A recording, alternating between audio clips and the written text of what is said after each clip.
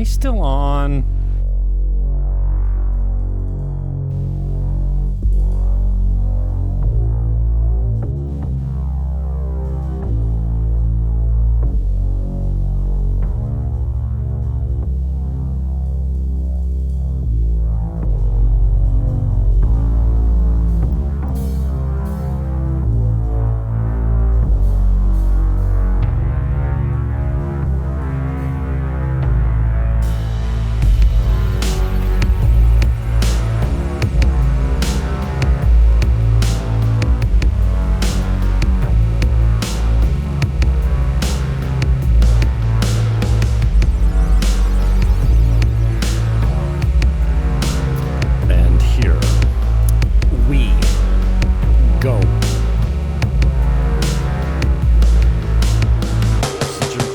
D Butler is my guest.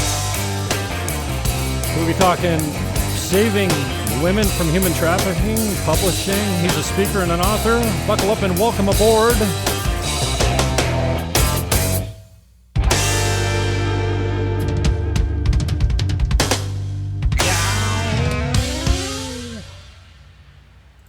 Here's where you find my friend on Micro. I forgot to hit pause. I'm the producer, and we went into the next song, which is a great song. Want Some from M Factor. Thank you to Jay Beatty for the intro music. Genius. Niagara Music's own Jay Beatty. And MichaelDButler.com is this one.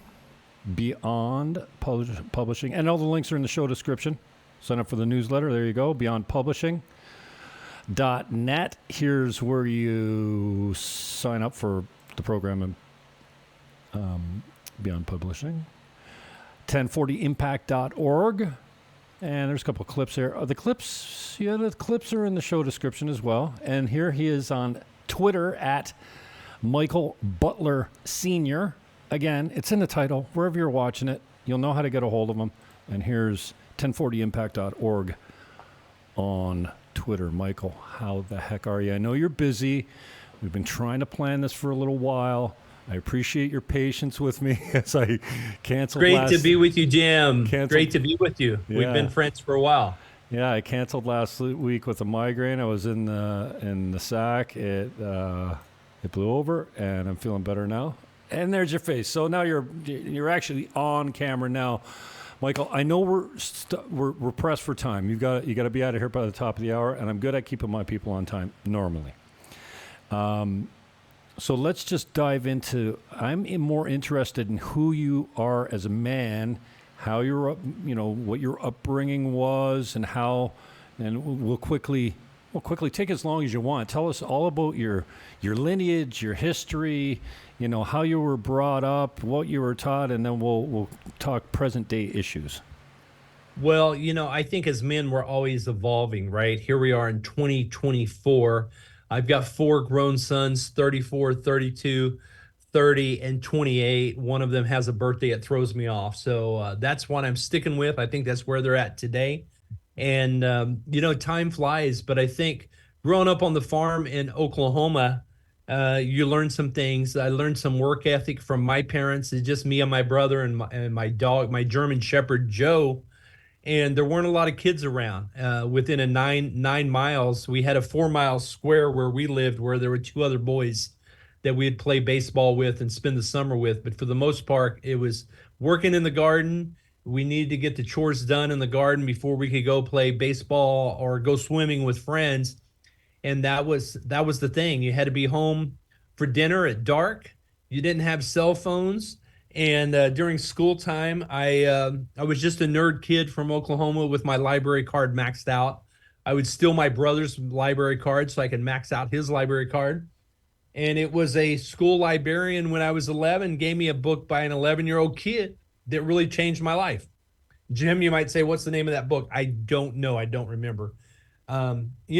You're a speaker. I'm a speaker. We get told all the time that our talks change people's lives. But when it comes right down to it, people don't remember what we said to them, but it's how we made them feel. And that's what this book was when I was 11 years old. I read this book, and the thought I got from this book as I'm reading it in my pasture, there's cows around, a couple horses around. this book taught me to dream. This book taught me that you can really do anything if you just imagine it and believe it. And this kid, it was amazing to me that he wrote a book. Maybe he had the help of his parents. Maybe he didn't. I don't know. It didn't say in the book. I don't even remember his name. I just remember on the cover of the book was a sailboat, was a yacht. It was somewhere between a yacht and a sailboat. The difference between a yacht and a sailboat is the price tag, right? So, but I do know this book taught me to dream. And I eventually overcame the stuttering that I had back then. And growing up on the farm, planting vegetables, growing vegetables, my brother and I were saving money. We bought a cow. We turned that into a couple cows. We turned that into a couple more cows. My parents taught us entrepreneurship. They taught us how to save money. My brother and I bought a motorcycle together. And it was really fascinating to me about that garden. And I teach a course right now called Write Your Book in an Hour, where I talk about most people want to write a book, Jim, but they never do. And the reason they never do is they get stuck in the horse manure, in the horse BS of life, where they're stuck into their trauma and their pain of what happened in the past, and they never get the result. I'll never forget. It was a Friday night, and I was about 8 years old, and my dad said, "Okay, boys, tomorrow you're not going to play with friends. Tomorrow we're going to go shovel horse manure." Well, that sounds exciting, right? We're going to go shovel horse manure. In his 1963 Chevy pickup, we made not one, but about 4 or 5 trips to the neighbor's horse barn, and we're shoveling horse manure in the heat of the Saturday afternoon. And you get a little wind blowing, and you got your brother throwing horse manure on you. It gets pretty nasty. It gets pretty nasty. It gets pretty itchy. But I didn't realize the value of organic fruits and vegetables at the farmer's market. Everybody wants that. They want the end result. You know, somebody wants to hold up a book and say, "Hey, I wrote my book. I've got my book. Here it is." And they're ready to show their book to the world. But you don't realize the process of the pain and the transformation it took to get that book on a piece of paper.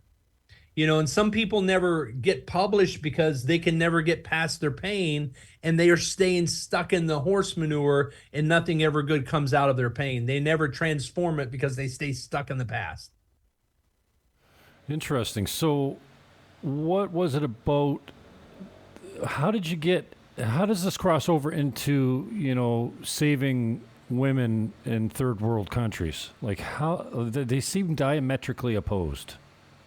And I don't mean to belittle either one of them, but they're just so drastically different. And I hate to just switch gears, but that is so important what you're doing. And like we talked about off air, I managed to click the record button. Just it'll be in the long version when I put it up on Twitter.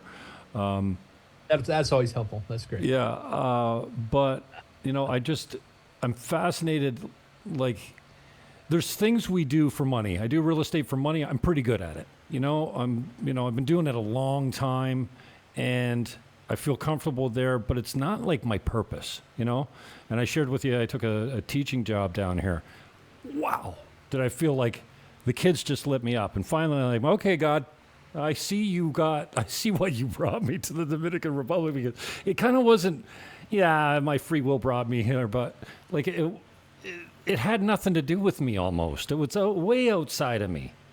And it was never my plan. So when I got here, I'm like, okay, well, just put whoever you want on my path and lead me where you want to go, because I'm an idiot. I don't know what I'm doing here. I'm flailing around trying to. So, tell me about your purpose and how it led you to what you're doing in foreign countries with girls, mostly. I imagine. Again, I don't know much about it, but. Yeah, I can tell you a little bit about that. I think when you look at the greatest storyteller that ever lived, right? You read the Bible and you see that God put Adam and Eve in a garden, and he said, go enjoy it. Go name everything. Every place you walk is yours. I put you in there. I want you to enjoy it. And that was the thing. And I don't think there's any wrong answer when it comes to doing God's will and God's work. You're in Dominican Republic, and you're trying to figure out the big picture, but every day you're changing somebody's life in a big way or in a small way. And that's really what it's about. It's really about saying, where can I be the most effective today? How can I change somebody's life today? I'm on your podcast. I'm speaking right after this on another podcast. Um, but at the end of the day, you have a bad day, you get up tired, or you're not feeling well, you had a migraine last week. You just keep moving forward and doing what you know to do that day. And so with us, it was really a call that I received. In 2013, there was a Joseph Colony fire in Pakistan where radical jihadists said a Christian had desecrated a Quran. And so they burned an entire Christian village in Pakistan, and 212 people died in the attack, the arson attack, and 55 children were left orphaned. And so I started getting these calls every day on Facebook Messenger from somebody in Pakistan that I didn't know and I had never met. And you know how it is when people reach out to you and you're like, okay, is this real? Is it legit? So I flew over there. I wanted to check it out. So I met with them. I Googled the news. First of all, I realized it was real. I flew over there, and we began helping feed these 55 kids in an orphanage situation. And that has just kind of grown and multiplied where, Pakistan's 99% Muslim. If you're Christian, you're persecuted. You don't get the opportunity to go to college or get a government job. And so they refurbished a 3-bedroom or a 3-story house in the corner of this village, of this district, and painted it and cleaned it up. And this is where we began staffing and caring for these kids and feeding these kids. And some of the older girls that were 17 and 18 years old that were left orphaned ended up becoming the teachers and the educators, teaching the younger 5, 6, 7-year-old kids. And that's been 7 years ago. And so Wow. it's grown from there. And we get calls almost weekly saying, hey, there's 8 girls in a brothel. Can you rescue them? Do you have room for them? And if we have the resources and the room for them, then we'll rescue them. So And that's grown to 416 kids in 4 safe houses. So we're daily caring for 416, primarily girls, you asked. We rescue a few family members and sisters that have a little brother. And so we do have some brothers in the family, and we like to keep families together. We've rescued a few parents that are part of that rescue. So there's 416 primarily girls ages 6 to 17 that we've rescued in the last 6-7 years. And we have a full-time staff of 25 that are daily caring for those 416 kids in 4 different safe houses. And I made 3 trips over there with my board members, taking my board members over there. We started a nonprofit at that time. I was not new to nonprofits. I had been in the nonprofit space. I had been a pastor and been in ministry for a lot of years. But at the time I got the call from Pakistan, I had left ministry and was working in business, had started the publishing company. And so I wasn't really thinking about missions. I wasn't thinking about safe houses. I wasn't thinking about rescuing from human trafficking. It just kind of knocked on our door. And now we have a board that's fully engaged over there. I was at a nonprofit symposium yesterday in Dallas. We're doing things. I just ran a sponsorship run, 38 miles in Israel, Jerusalem, last month to raise awareness for the hostages in Israel, but also for our safe house kids. And so there were 3 journalists in Israel help supporting me on that run. And so we're writing some incredible stories now. We have 4 books called Powerful Female Immigrants. This features 95 women from around the globe, from 70 different nations. This is volume 4.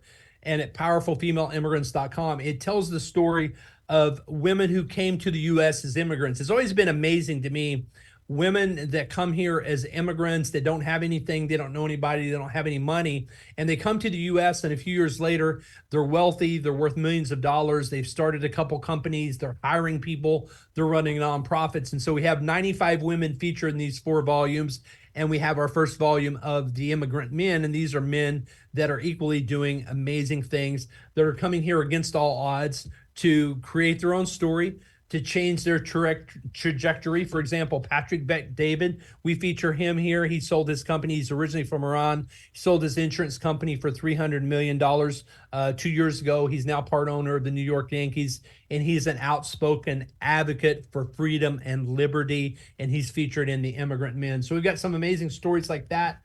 We feature Naomi Park. She's from North Korea. She fled North Korea, her and her mother. She almost starved to death. Her story is pretty amazing. She's given several TED Talks about escaping North Korea and her life being threatened and in danger, and talks about the plight of people living in North Korea that don't have freedom of speech, freedom of press, freedom of religion. And I think in our Western countries like the US and Canada, Jim, we take it for granted. We take freedom for granted. And the reason I bring up these books is 100% of the proceeds of these books go to fund our nonprofit at 1040impact.org. And so you asked how I got involved in ending human trafficking in Pakistan. It was really just getting a call on the phone. And it wasn't like I had a vision or a dream, or it wasn't like I had a booming voice from heaven saying that I should do it, but it just seemed like the right thing to do. And as I moved forward with saying, what can we do to help? We helped a little bit. And it seems like every time we did a little more, our business grew and was blessed a little more. And every time I would go over there, and every time we would rescue more girls, and immediately I'm on the hook and personally responsible for feeding these kids. And so there's a little stress there, but I would just always give it to God. And it would be toward the end of the month where we have to send the funds so they can feed the kids and pay the bills. And I'm like, okay, I'm not worried about it. And the end of the month would come around, and somehow the funds would come in just month after month after year, Jim. And it's been like that ever since the beginning. I chuckle when you say I'm not worried about it, because we say we're not worried about the things that worry us. We say we're going to give to God what worries us. And, I don't mean to get into the weeds here, but what's it look like logistically, like financially, and setting up safe houses in another country? Say I'm a guy with a lot of money and I got a good heart. Other than hiring a guy like you that's done it before, can you give us some tips and some of the steps that you had to go through to get to be legit, if there is such a thing in Pakistan? I don't know, but Yeah. What's that look like? The Taliban is one of the political parties over there, and their former prime minister is in prison now, along with his wife. So that gives you a little idea about.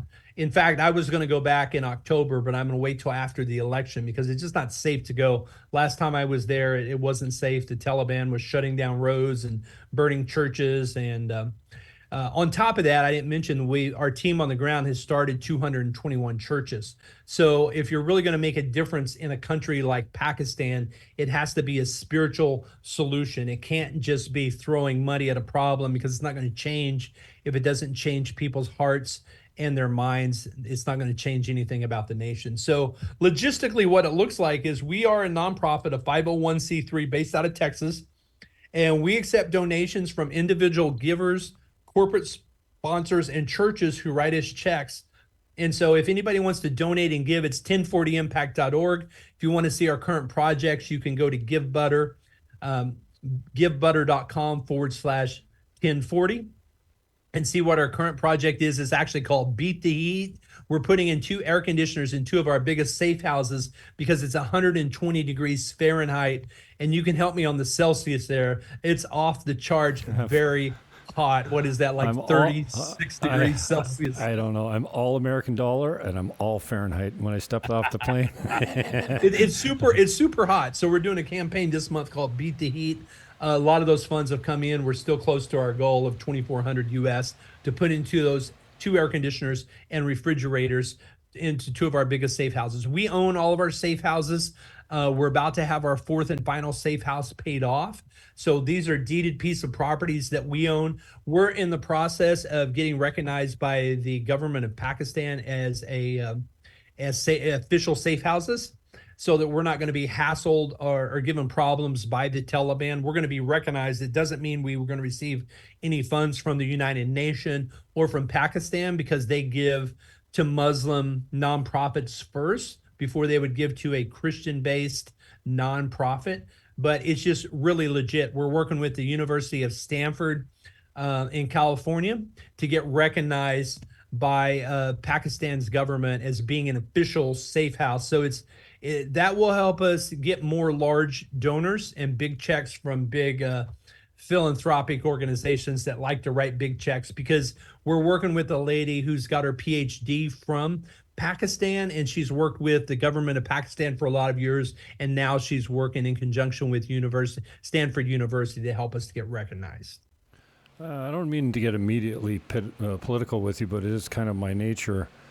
Give me your thoughts on the state of the globe right now. I mean, my heart breaks for America, my own country, Canada. I don't recognize it. I don't understand what we're doing to children in our own country, where freedom of speech is the bedrock, at least of the American society. We got Trudeau censoring, putting you in jail for thought crimes. I mean, and now you're a well-seasoned businessman and world traveler.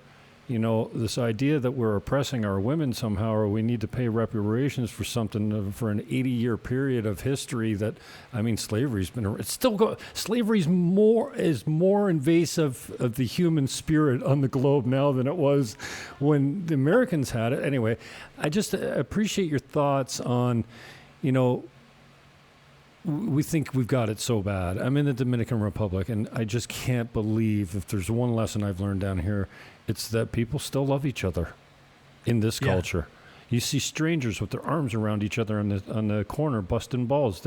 They're moto drivers. They're not poor, but they have to learn how to survive on a lot less than we ever thought we'd have to, myself included, even down here. But so I just appreciate your big picture.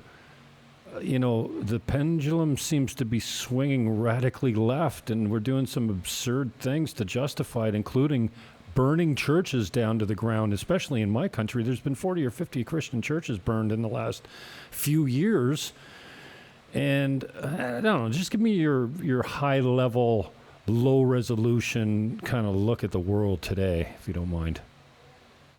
Well, you mentioned the word pendulum, and things do swing back and forth, right? They go from one extreme to the next, and capitalism and prosperity seems to grow and flourish where there's more personal liberty, And you had mentioned slavery. I was looking at some of Elon Musk tweets. I like to follow him on Twitter. I got on Twitter early, and that was my news. That's how I followed people. I followed very few people, but I really liked that he was making the point that sometimes the mainstream media tries to demonize the West, but in fact, other countries that still have legal slavery, I mean, it's still happening. What about the J6 protesters that are still locked up in a DC gulag that haven't even been tried yet? And it's been almost 4 years. And so what about, you mentioned your prime minister from Canada, freezing the assets of the truckers during the trucker protests, the trucker strikes. And so freedom is something that's God-given in all of us. I think when you watch a movie like Braveheart, that just ignites that constitutionalist on the inside of me that says, if you look at the early founders of America, a lot of them ended up giving their lives or serving jail sentences for signing the Declaration of Independence. It wasn't just like some constituents in DC cursing at them or throwing tomatoes at them. They literally got locked up. They literally got beheaded. And so I think you have to realize that all freedom comes from God, and that freedom in business is a good thing. Too many government regulations is a bad thing. Look at the state of California. Look at the country of Venezuela.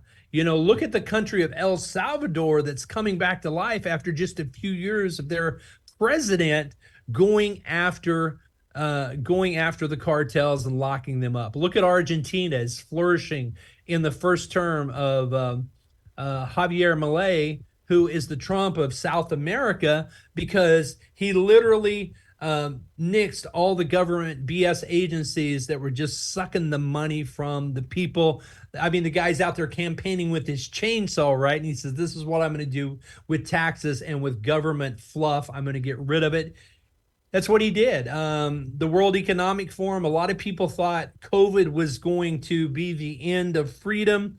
And we really thought, that the WEF was going to bring back the Antichrist. And it looked to a lot of sane thinking people that was the case. But I think they really overplayed their hand, just like you leaving Canada. I traveled a lot internationally during the pandemic. I flew a lot. And I saw what they were doing, what they were trying to do, and people are still living under the cloud and the oppression of that. We haven't fully come back economically from that. So I just think when we recognize people's right to be free, their liberty, we rescued 54 girls from Afghanistan after the U.S. and Canada pulled out of Afghanistan so terribly. Parents were so desperate, they were selling their daughters.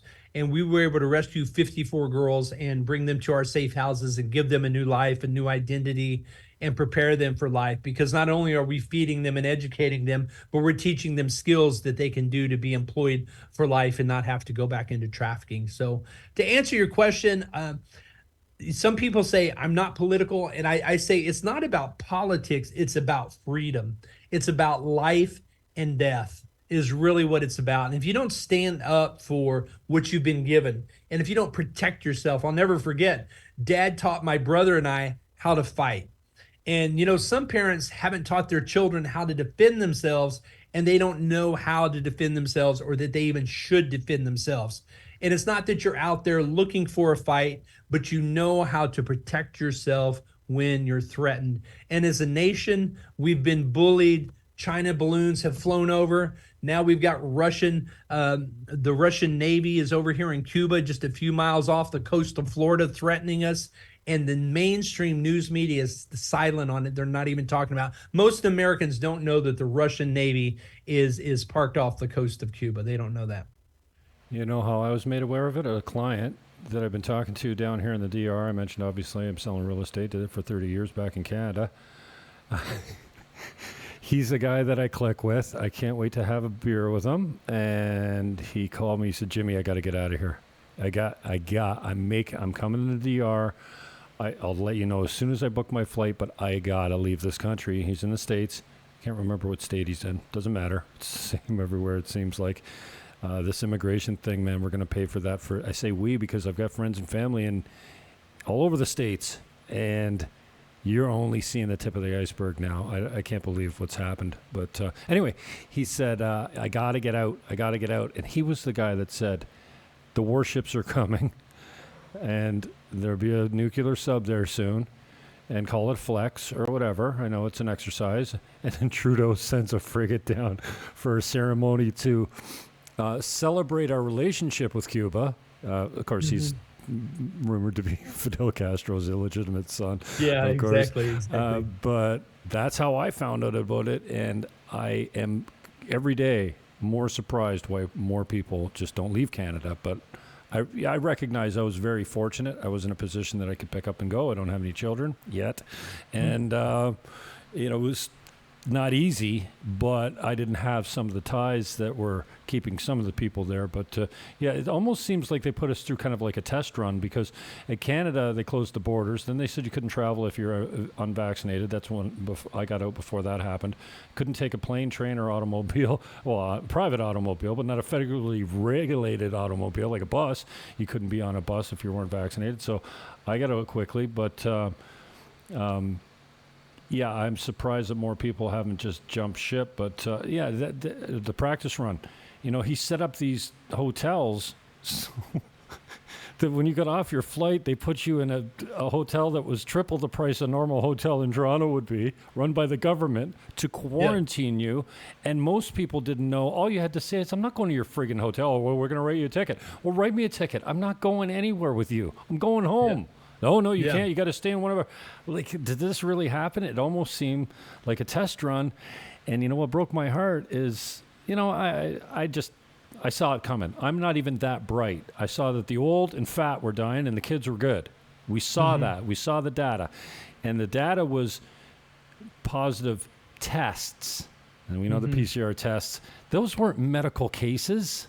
You know, and even the world meter that I used to follow, I mean, so I just decided I never get sick. I've never had a flu shot. I'm not taking the new shot. I'm out. Yeah. But I'm surprised Yeah. that more people won't get out. But it's almost like they put us through a little test run to see how much they could get away with for the next time. I hate to be a conspiracy theorist, but I mean, a buddy of mine said, you got to read this conspiracy on hemp. It's called The Emperor Wears No Clothes, and it was Jack Herer. He's died a few years ago. He was the hemperor, they called him. And, you know, get away from the marijuana aspect. He wanted the legalization of marijuana, but industrial hemp is, but like 1930s Popular Mechanics cover was 25,000 commercial use. It's got to be double that now. You can burn the oil. It's like, it's amazing food. It healed my sciatic. On the first jug, I've been selling this stuff for 25 years. I finally got a jug from Amazon. It cost me $120 shipped here, $60 and $60 shipping. And within a month, my sciatic, Michael, in 4 years, I'm free, completely pain-free. It's gone just by eating essential fatty acids. So, anyways, I'm blabbering. It's your show. And would you get locked up in Canada? I mean, do you have the equivalent of the FDA up there saying you can't do that? You can't talk about that. We can't sell you this. You can't buy this. Oh no, marijuana is legal, and you can get, and hemp oils. It's more regulated. Oh no, CBD is regulated in the States. I don't think it is. But no, it's not that bad. But it's a lot worse in a bunch of other ways. Like my brother's fighting cancer right now. All the doctors want to do is operate and give you chemotherapy or radiation. That's what they make their money on. They don't know anything about this experimental tests that are really yielding really good results with this dog dewormer that's really popular. Ivermectin's been effective for some types of cancer. There's all kinds of stuff that has worked that they've buried because they don't know anything. Well, they're paid by the pharmaceuticals. So they don't want to know anything. But you'd think an MD or a GP, a general practitioner, would be on a freaking mailing list if he was a cancer doctor about the new inventions, like the new treatments for cancer. No, they have no idea. My brother's had to do all his own research, and they never told him that when he took all this radiation in his colon, he'd leave him, but there's a good chance it'd leave him with proctitis. If he had known that, do you think he would have signed up for the radiation? No. It's just unbelievable that the sick care system is designed to keep you sick, and that's what broke my heart about COVID. We saw it coming. Well, there were a lot of medical doctors on the steps of the Capitol in the spring of 2020 that were talking about ivermectin, that were talking about alternate therapies, right? And they were shut down. I mean, they were canceled. They were shut down. They were taken off Twitter, taken off social media. They weren't allowed to do any more media interviews. It had to be Dr. Fauci and whoever he handpicked. That's the only people you can have on, because they wanted to control the narrative. As a book publisher, I realized early on, we had an author wanted to write a book on COVID-19 and the pandemic. You cannot publish a book with the word COVID-19 or pandemic in it. They would not allow it for like 6 months because they wanted to get out ahead of the narrative. They didn't want anybody having a free thought on that or even questioning Dr. Fauci or the establishment. Can you believe it? Okay, leave me inspired. We got 20 minutes left till I got to let you go. Inspire me to get back on this wagon. For me, it's the sitting down part. Like I've got the skeleton, okay, and you know, for the book I'm writing, it's called The Commission Coach, How to Sell Your House for More Money Using Commission. It's a simple thing that agents don't talk about. And now the states is going through this whole antitrust thing. I can't believe these big brokers are just paying out these huge judgments because they have a monopoly on a negotiable commission. How is that a freaking monopoly? We have guys that'll sell your house for $1 or for compensation of discount brokers of 1% or $6.95. They all go bankrupt.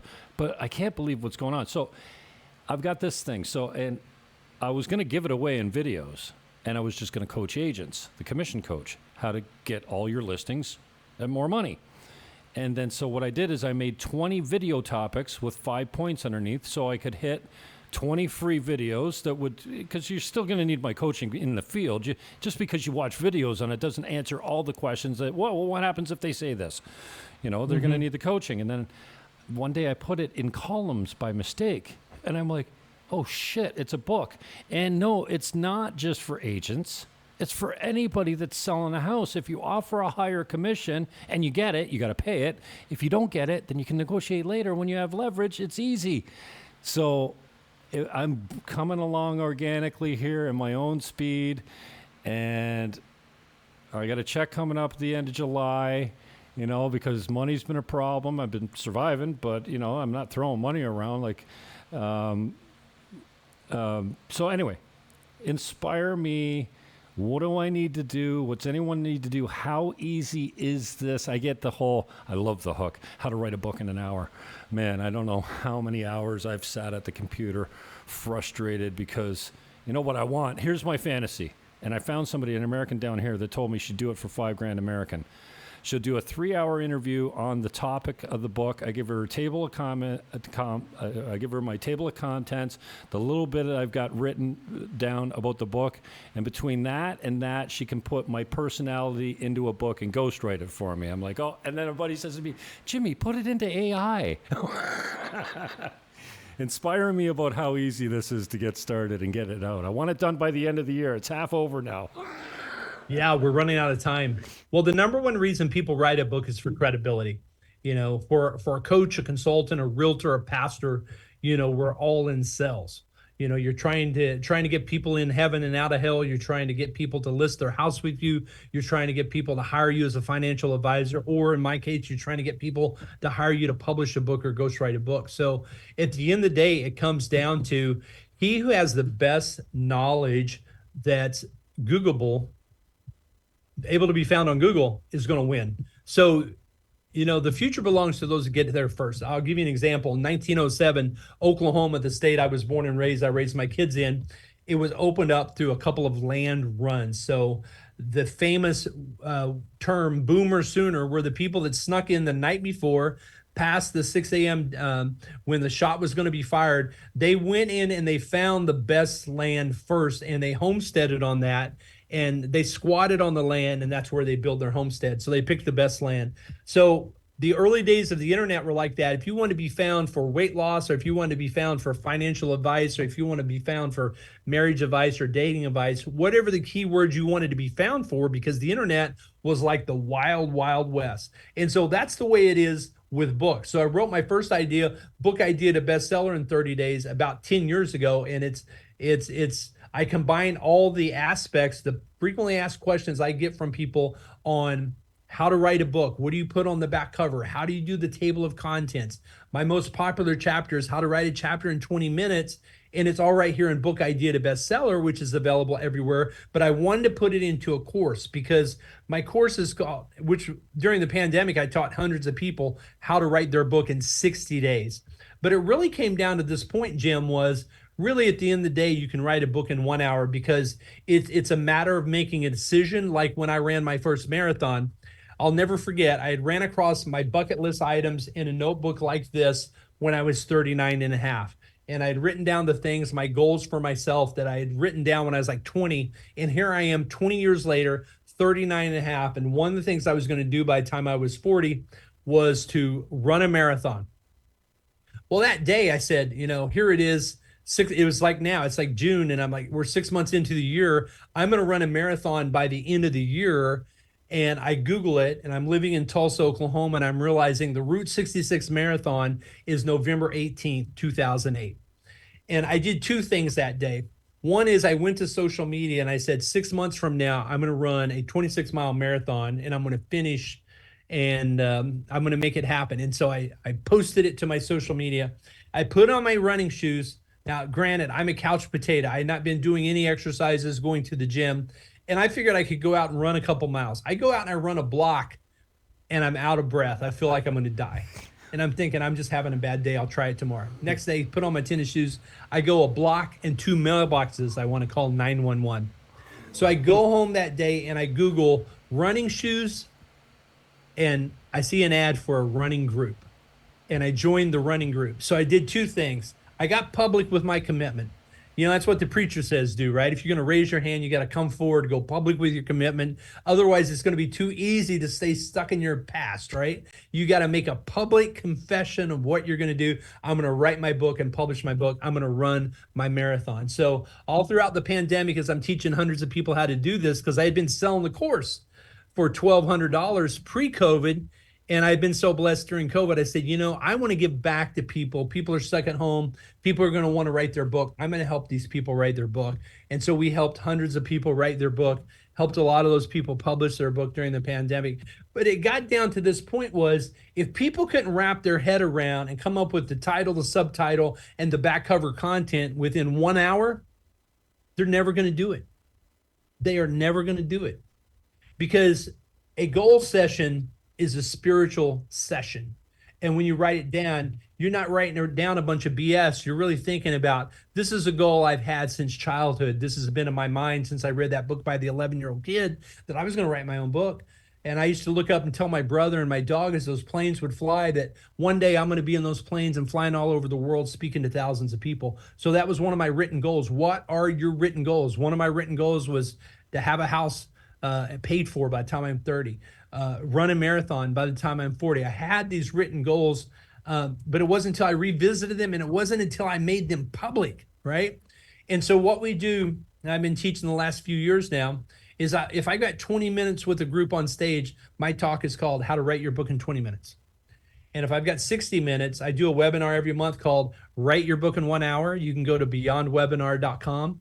And you can see the recent replay of that, beyondwebinar.com.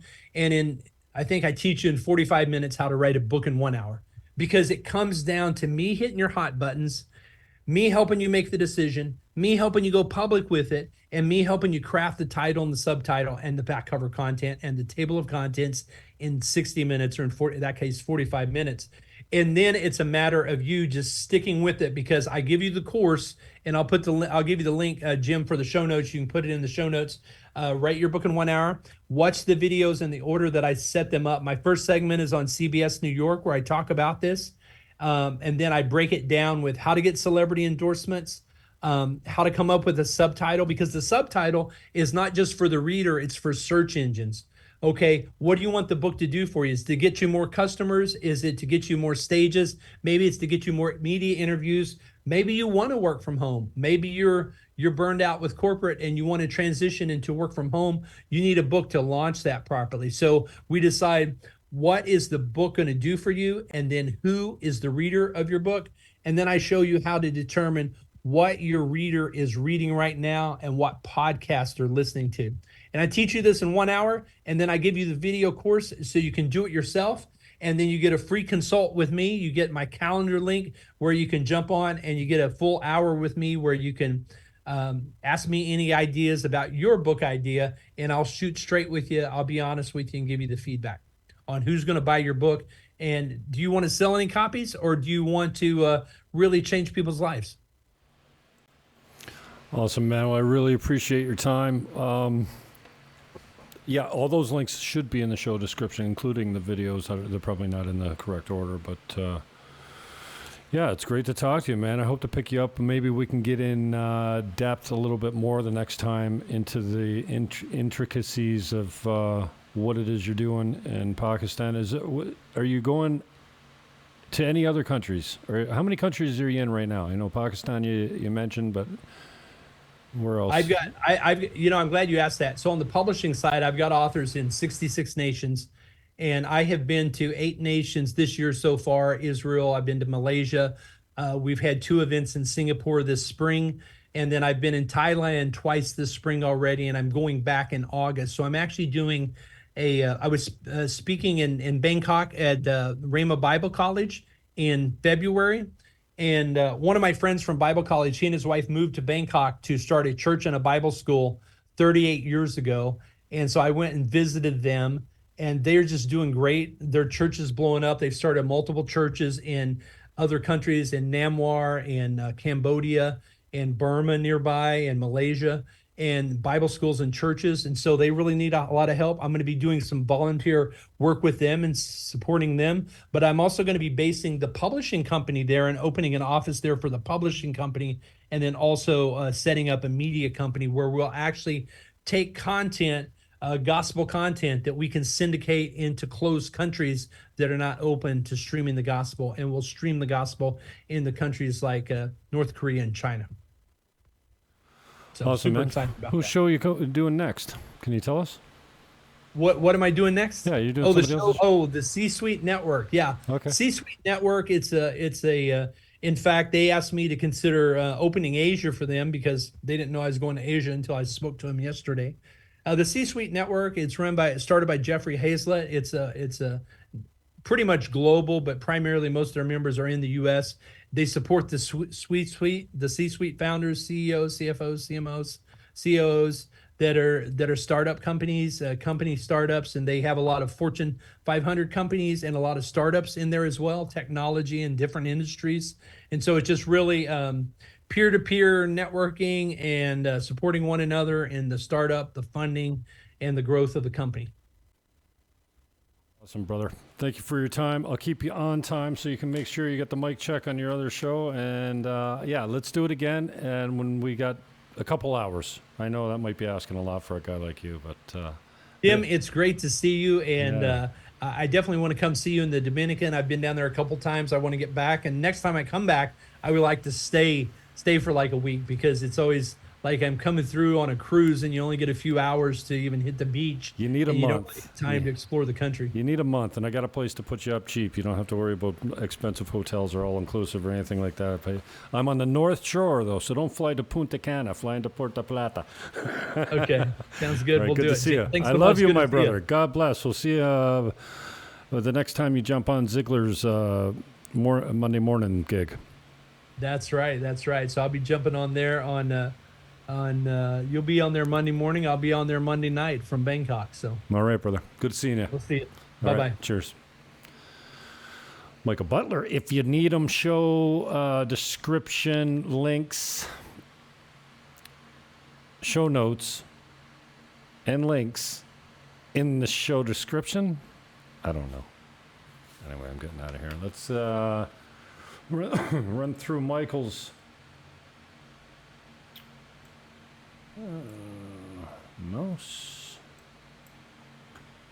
Michael's links. Here we go.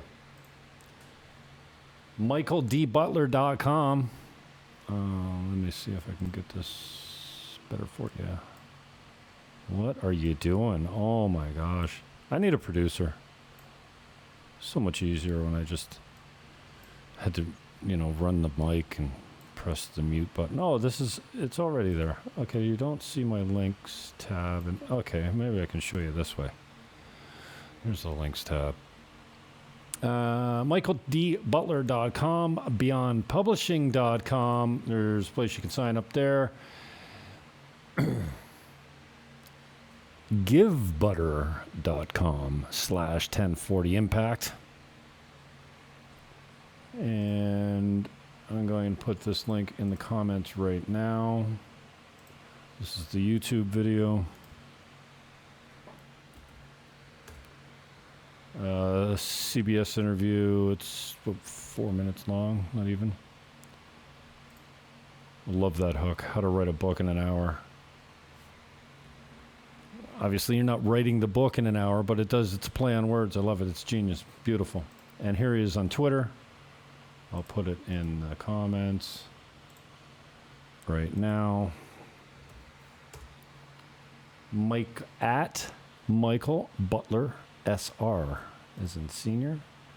And then this one over here. Control V over here. And that's how you do that. I've been working on this guy for a while. And we got more to come. No matter where you're watching it. Twatter, what up? D Live, what up? Kick, you're a new account. Alphabet gave me back my band Jim Fannin Show accounts on YouTube. So we're there. I'm not broadcasting on the Dominican channels today, although even though it's not Dominican specific material, I think it might be interesting for people to watch this show. So maybe I'll upload that. But you can catch this full interview if you didn't catch the live version on @JimFannon Live, because for some reason, Elon, I can't go live from OBS on @JimFannon on Twitter. I can go live on OBS from @JimFannon Live, but that's not where my people are, Elon. So I appreciate you giving me the @JimFannon thing back, but I can't go live there, my boy. Come on now. Finger it out. Thanks to my boy, Michael D. Butler, and I hope to have him on again soon. Peace, love, hug your neighbor, and I am out.